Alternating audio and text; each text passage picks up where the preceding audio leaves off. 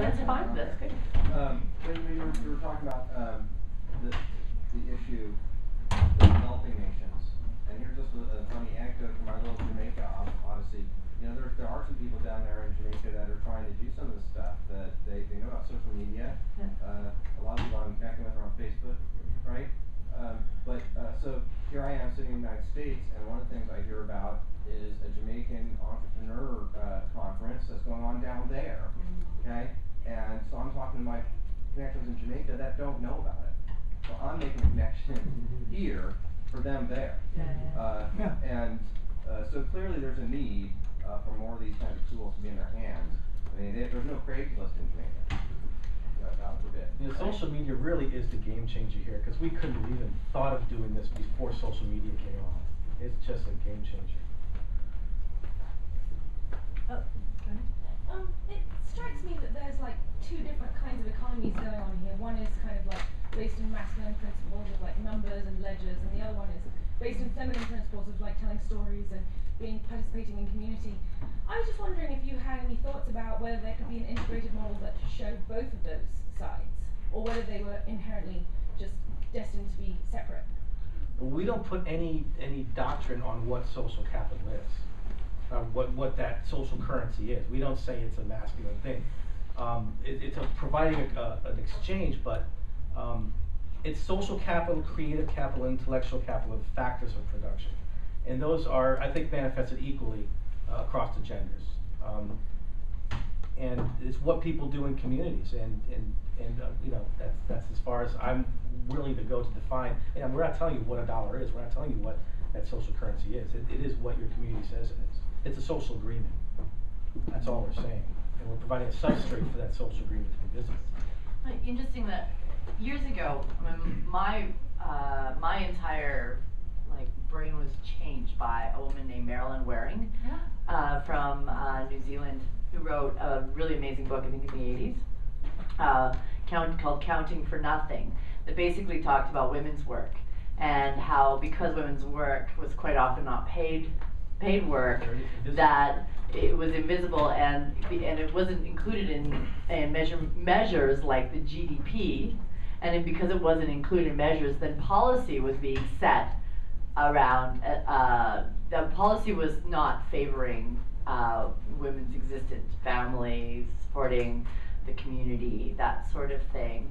And these are, of course, arguments towards the, well, we need to quantify it idea, right? Or we need to just change the way that we measure value, that we value. There's one place in which both, I think, the social and the monetary was together, and I forget the name of the business, but it was, basically an expert answer exchange, where you were able to get to people's time for 15 minutes, and people who had higher ratings on their reviews were able to charge higher rates. Maybe I misunderstood the question, but is that what you were trying to ask for? Could we have both these non-quantifiable and quantifiable together, or did I misunderstand? Yeah, well, I'm not talking about it necessarily in terms of being a woman or being a man either. I'm talking about it in archetypal terms.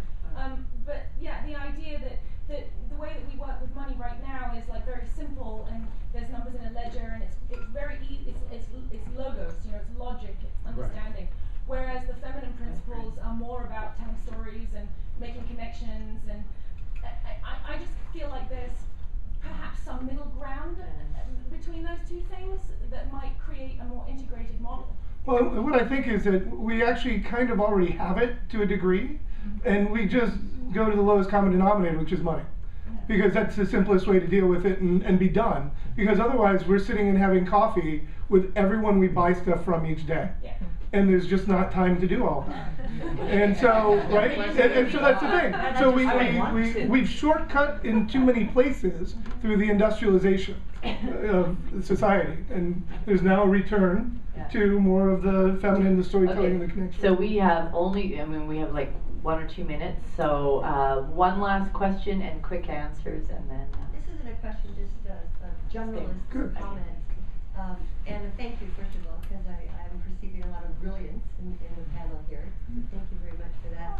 And just two, again, generalist comments. One is, I think everyone will agree that really what you're talking about in largest terms is indigenous ways. Number two, I come from the world of learning and training, and in the 90s, late 80s, 90s, we had this very same challenge of providing what we call then an ROI on the value of learning.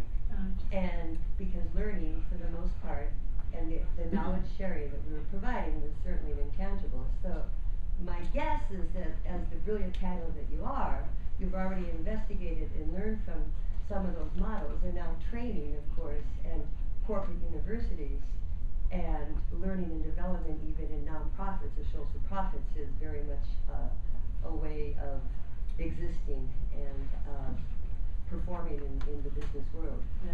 Those are my comments. Real quick answer, the ROI model tends to fall apart when you talk about social media, and we see that written about a lot. We see that people are trading options. That's the right without the obligation to execute some instance in the future. That has value, an option. It's a little bit difficult to calculate, and is best calculated when you have two next to each other and you can compare the two, as such as what her company does.